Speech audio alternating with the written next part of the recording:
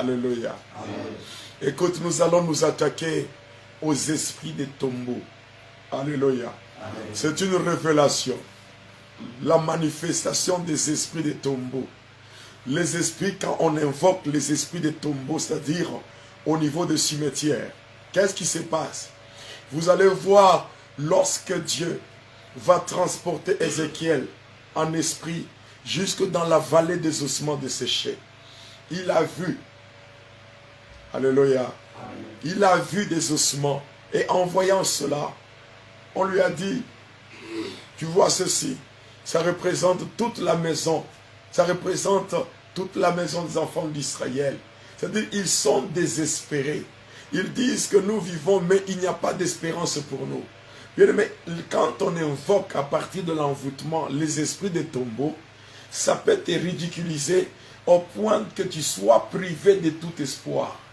Alléluia. Il y a des gens qui se réveillent, qui se promènent, qui vont à gauche, à droite, ils mangent, ils dorment, le matin ils reprennent la même chose, mais dans leur vie il n'y a rien de spécial. On peut te réduire à néant. Tu es en train de vivre, mais ton esprit est enfermé dans des cimetières. Alléluia. Amen. Alléluia. Amen. Oui, ils étaient sans espoir. Ils étaient désespérés. Ils étaient désespérés.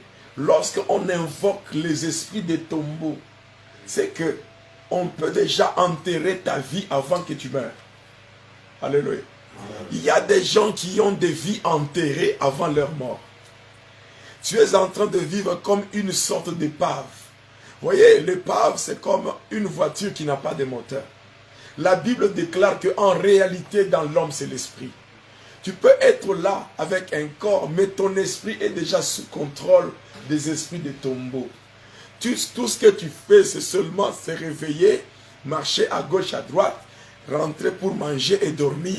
Mais en réalité, ton avenir est sombre. Alléluia. Amen.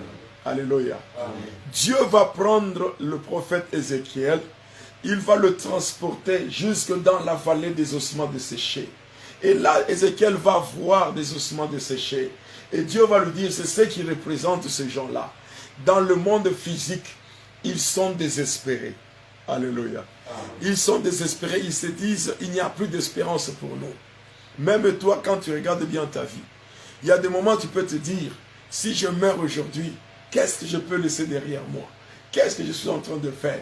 Lorsque ton esprit est déjà influencé par les esprits des tombeaux, c'est qu'on a déjà enterré ta vie, on a déjà enterré ta destinée, on a déjà tout enterré. Toi, tu vis sur cette terre pour attendre seulement la mort physique.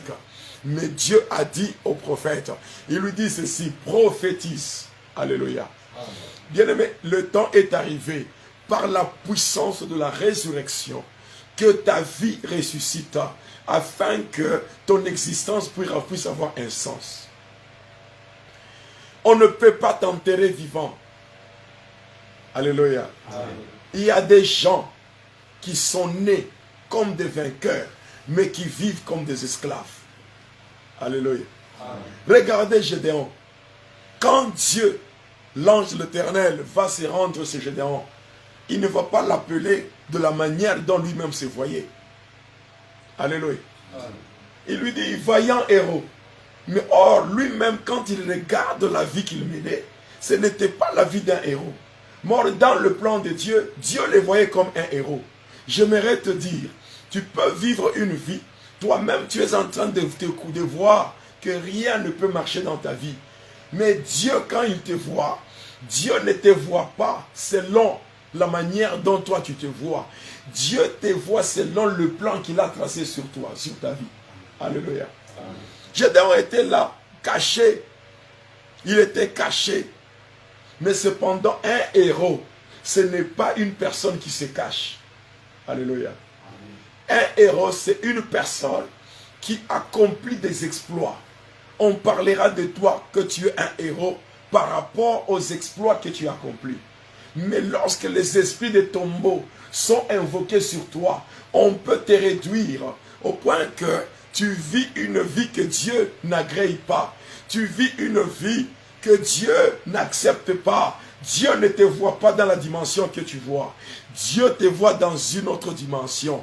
Ainsi, au nom de Jésus, comme Jésus est ressuscité, cette puissance qui a ressuscité Jésus, cette puissance peut ressusciter aussi ta vie. Voilà pourquoi au nom de Jésus, par la puissance de la résurrection, tu vas déclarer la résurrection de ta vie, afin que ce que tu vives, que ce que tu vas vivre, soit conforme à la volonté de Dieu, soit le plan de Dieu. Quand Dieu te regarde, il voit son plan. Et quand tu vis le plan de Dieu, ta vie sur la terre sera le reflet de la gloire de Dieu. Dieu veut te voir dans sa gloire.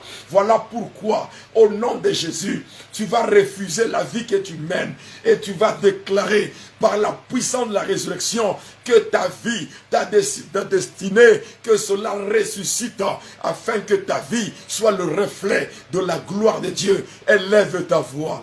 Élève ta voix. Bien-aimé, élève ta voix. Que ta vie, que ta destinée ressuscite au nom de Jésus. Que tu vives selon le plan de Dieu. Que tu vives ce que Dieu a dit de toi. Jésus. Au nom de Jésus, je ne peux pas vivre, Seigneur, un plan imposé par quelqu'un.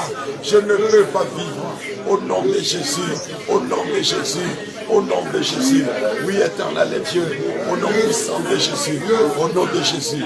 Seigneur Jésus, je ne peux pas, oh Dieu, être sur terre pour vivre. Oh Jésus, au nom de Jésus, Jésus-Christ, par la puissance du nom de Jésus, par la puissance du nom de Jésus, par la puissance du nom de Jésus, Jésus, au nom de Jésus, Jésus-Christ, au nom de Jésus, Jésus-Christ, Jésus-Christ, Jésus, Jésus, Jésus, Jésus, Jésus, Jésus, Jésus, au nom de Jésus, Jésus-Christ, au nom de Jésus, Jésus-Christ, au nom de Jésus, Seigneur Jésus, par la puissance du nom de Jésus, par la puissance du nom de Jésus, par la puissance du nom de Jésus, je proclame la résurrection de ma destinée, la résurrection de ma vie, la résurrection de ma destinée, la résurrection de ma vie, au nom de Jésus. Lève-toi, papa.